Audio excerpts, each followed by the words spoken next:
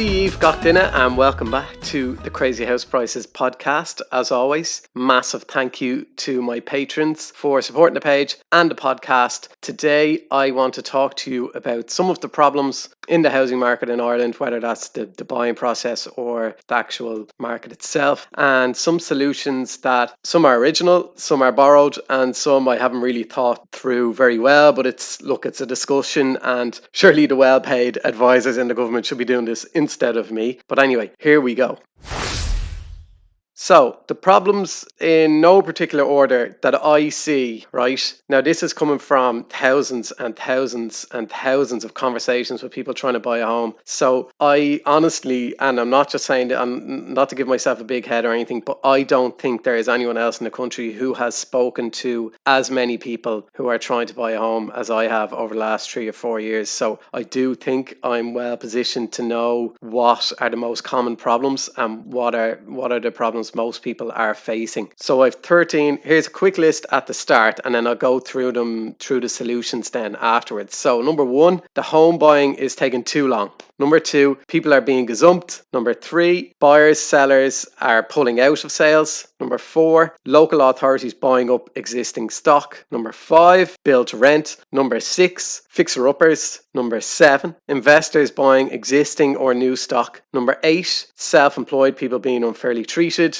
Number 9, fake bids and a lack of transparency. Number 10, over 160,000 vacant homes. Number 11, the dodgy valuation process. Number 12, demand-side schemes from government. And number 13, inaccurate advertisements for homes. So, number 1, it takes way too long to buy a home in Ireland, down to a number of issues, but the most common ones are issues after a survey and homes that are being sold that are in probate. So I think the solution to this is a pre-sale survey. So I think sellers should have to get the property surveyed by a registered surveyor to show up what issues the property has before it's allowed to be advertised for sale. They do this in places like Scotland, and I just think this will bring more transparency and faster turnaround times. They also do sealed bids and a closing date. And then the obvious solution for the probate office is to just put more staff in there. But I do think the pre-sale survey thing would be great. I think the only people that lose out on this then are the actual surveyors. I do know a lot of the surveyors end up doing the same survey 2 or 3 times on the same home sometimes, which is just mad. Like, it's such a waste of money. And then there's no barrier for sellers then. Do you know, you can just put your house up for sale tomorrow without much thought. I think when they have to go through a whole survey and stuff and they actually have to put some money into it, it means they're more serious and less likely to pull out then. Problem number 2 then is gazumping, and the simple solution to that is just make it illegal. So gazumping is when your sale agreed and you've paid your deposit, or your booking deposit anyway, and then someone comes along and offers more money, and then your sale agreed is ripped up and it's given to whoever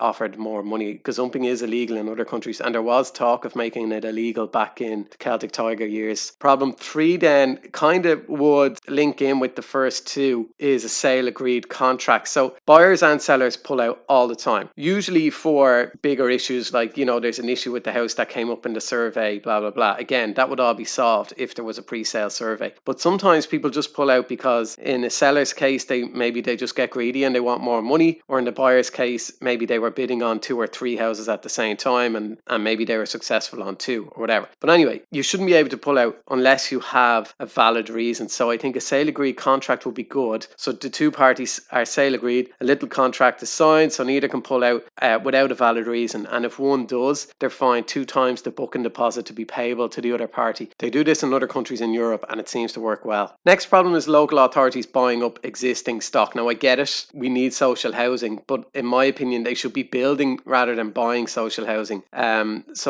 Like just the stats I went through with Lorcan Sir. So if you haven't listened to that podcast that I did with Dr. Lorcan Sir, please listen to it. It's unbelievable. But because local authorities and investment funds are buying up so much of existing stock, it just means that there are very few houses then coming for sale on the open market when it comes in terms of new builds. Like funds and councils are buying a massive amount of new builds, but they're also buying up existing stock as well. So just as an example, example, existing stock between 2017 and 2020, non-household purchases, so that's the state and funds, jumped from 16% to 23% of all second-hand purchases in Dublin, and 13 to 16% nationally. Like, that's a huge jump. Like, for 23% of all second-hand houses or apartments to be bought by the state and by investment funds, like that's a quarter of, like, one in every four houses pretty much is not available then, and these are existing houses, not even newly built ones. So I think that's a massive problem, and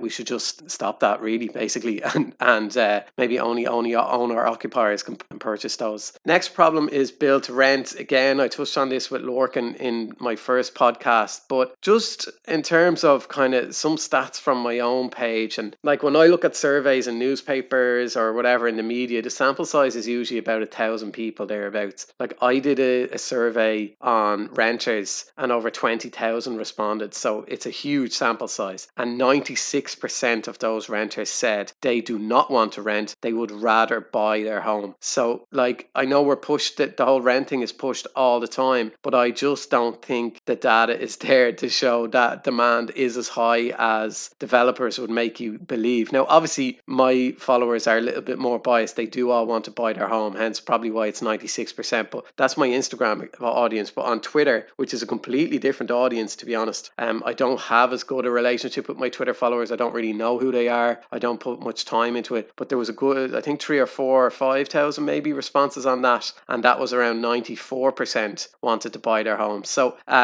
I just think, like, the way I look at it is pretty much 90% of all planning permissions at the moment are for build to rent. You cannot buy an apartment in Dublin. There hasn't been an apartment available to buy for years.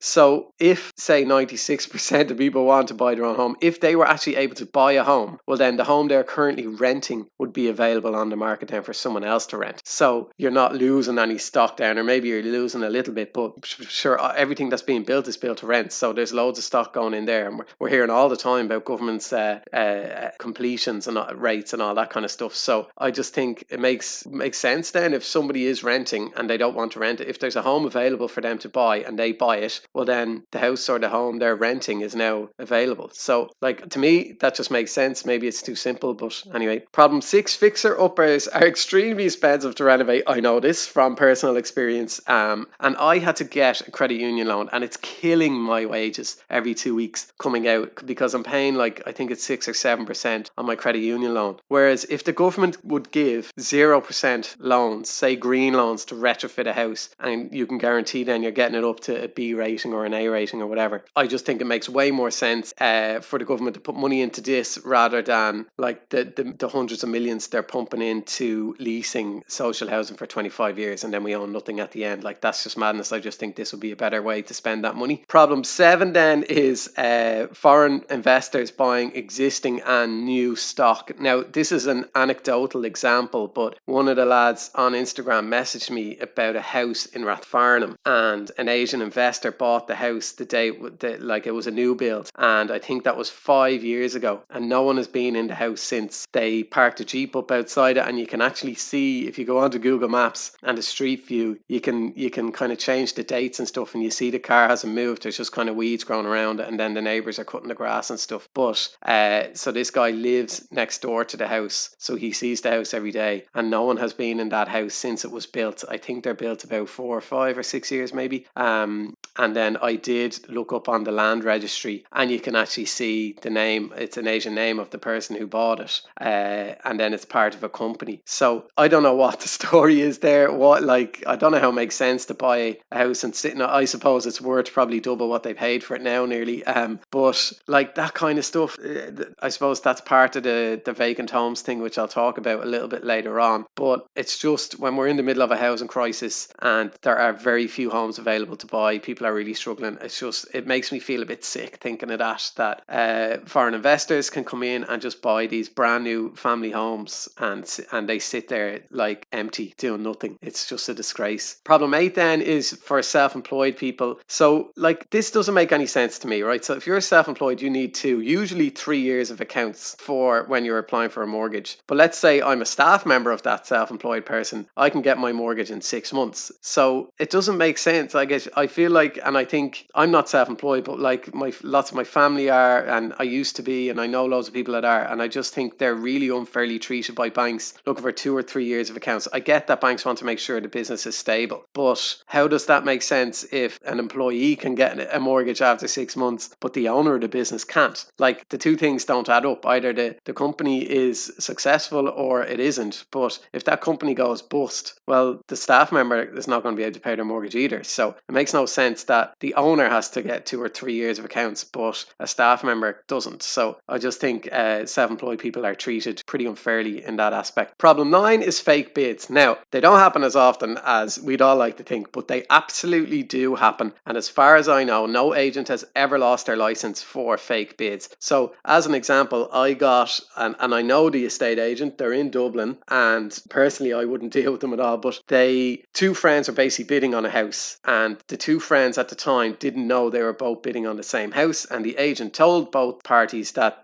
you're bidding against someone else, so there's only two people bidding. And the bidding went on or whatever, they're getting emails, oh, there's another bid of 10 grand extra, do you want to respond, blah blah blah. So anyway, in the end, let's say for example the bids went 280, 290, 300. It sold down for 300, and then those two friends then were chatting a couple of weeks later, and he was saying, oh, just went sale agreed on a house, blah blah blah. And they were like, what house? And then they were like, well, I was bidding on that. And then they realized that they were both bidding on it, so they went through their bids, and the agent put a fake 10 grand bid on, and they know for a fact that it was a fake bid added on. Now, I did tell them to please report it to PSRA, etc., but they wouldn't, because the problem with reports to the PSRA is one, they go unresponded to, and two, they can't be anonymous either. And I kind of understand that, but it's also tough when, let's say, there's only one agent who kind of has the whole market in a certain area. If it's not anonymous, then that agent knows you're after putting a report in, and then they're not going to engage with you. So the fake bids things, it doesn't happen that as often, but it definitely happens, and nothing is ever really done about it. And I just think it's a disgrace. And it's not every agent, obviously, it's only a few kind of bad apples, but they do give the entire industry a really bad reputation. Problem 10 is the fact that we have over 160,000 vacant habitable homes. This is in the most recent census. So the people who were taking the census, they had to call numerous times over the couple of months. They talked to neighbours, etc. It's not just a one-off on one day it was empty. They do their due diligence. Did I say that correctly? So they are empty homes. These are empty habitable homes. That is ridiculous. So there should be a vacant home tax, and you can exempt holiday homes from it. You can exempt homes that are stuck up in the fair deal scheme, and just tax the others. The same for dereliction. Like I was posting about those lovely buildings on Ainsworth Street that were allowed to fall into dereliction, and the person that owns that is so rich that they have an underground showroom in one of their hotels for their Ferrari, but they own a load of vacant buildings on Ainsworth Street that are just, they bought for nothing and are sitting there. And when they bought them, they weren't as bad. There was actually people living in them, and now they're derelict and they're not habitable. So, but like that person is not doing, like, it's not being punished whatsoever for that. I just think dereliction is a crime. I think it's a disgrace, especially when these are fabulous, like 200-300-year-old buildings. It's got so much heritage, so much history, and they're just allowed to fall to ruin because somebody is so rich that they don't care. And that again just makes me feel just really sick. I just think it's awful. Next problem then is with valuations. Probably not a huge issue, but it is an issue. And the problem is valuers of houses are often estate agents. I don't think that should be allowed. And I'm not having a go at estate agents in this podcast all the time. Like this, I talk to loads of estate agents all the time, and they're lovely. But it should be a separate profession. I know it is, but you shouldn't be allowed value houses if you're an estate agent in terms of for another bank or whatever, because it's within, let's say I'm an estate agent and I have two houses for sale, and one just went sale agreed at a massively inflated price, and I'm valuing it down for the bank. It's within my interest to say, yeah, it's worth that, because now the two homes I have for sale are going to be worth more as well, because that's how it works. So I know it's a case of, like, a house is worth whatever someone's willing to pay and all that, but I still think it should be separate, because there's definitely a conflict of interest there. Like, even for example, our own house, we got valued because we're remortgaging, and like what it was revalued at is just absolutely astronomical, and way more than what we paid. And you might be listening to that thinking, oh well, like, Jesus, why are you giving out? Like, that's great. And I'm not giving out. Like, it makes no odds to me what it's worth, because it's our home. I'm not looking to flip it or whatever. Like, we want to hopefully stay in it forever if it's going to be big enough. But I just, it's kind of like, a few people have have said it to me before, where they were getting it valued and the valuer rang them and they didn't even go into the house. They kind of sat outside the house in the car because they were so busy. And like, this isn't a lie. Like, I know it's just a story, but like, it's a friend of mine who did it, and they were like, well, they rang and was like, come here, what do you sale agreed at on this thing? And let's say they said 450. Grant, okay. And then they put it down that its value is 450 without even going in and having a look at the house. So I know, again, it's probably a very small minority of people doing that, but it's still a problem all the same, and I don't think it should be allowed to happen. Another problem that I always bang on about are these demand side schemes that government are using, like Help to Buy and the shared equity scheme, because they are demand side. We have enough demand, so all they're doing is kind of propping up inflated prices, and they have been proven to increase house prices. They don't work. Been proven time and time again, the ESRI and all the rest. So I just think the simple solution is to stop letting developers write their policies and stop doing demand side schemes and do more supply side schemes, a bit like the vacant home tax. And the final problem, number 13, is inaccurate listings. I know this is really petty and no one's buying a home without going to look at it, and if it's written in one area and it's actually in a different area and all that, it's not a huge problem, but it's just really, really annoying, because I just no other profession is allowed lie in an ad. But when it comes to property in Ireland, it seems to be kind of a case of anything goes. But like, they're just blatant lies, and it actually got to a point where I think they were doing it on purpose to wind me up, and I'd post and give it free advertising. So I've kind of stopped doing that a little bit. But some of them are just so outrageous. So I think the solution would be use air codes, and I know they do need to put an air code in, but you should put an air code in and not be allowed to override it. So as it is on those platforms, you can put it in and the address comes up, but you're allowed to overwrite it and pretty much put in whatever you want. You can say the house is on the moon. So you just shouldn't be allowed to override it, and it should just go off the air codes. Now, there are issues with air codes as well, but whatever. It's a small one, it's a petty one, I know, but it just really irritates. So they are my solutions to some of the problems we face in the property market here in Ireland. Some are huge problems, some are very small, but they are all problems, and I think they should be fixed. So thank you for listening. Again, if you enjoy this, if you enjoy my Instagram, please do think about going to support me on Patreon. And also, if you enjoy any creators' content and they have a Patreon, go and support them on it, or if they have any other way of supporting them. It's only a few euro to you, but it really does make a massive difference to the person, myself included, as it allows them to really be independent, self-published content like mine, and means then they don't have to go look for sponsors to keep it going. They're not answerable to any companies telling them what to say. Podcasts like Blind Boy and stuff, like, it's just amazing. And we just, in previous generations, they wouldn't have had such good access to amazing talent. So do think about supporting any kind of content creators that you like on their Patreon or whatever they have that allows you to support them. Agus Shine, thank you so much for listening, and have a great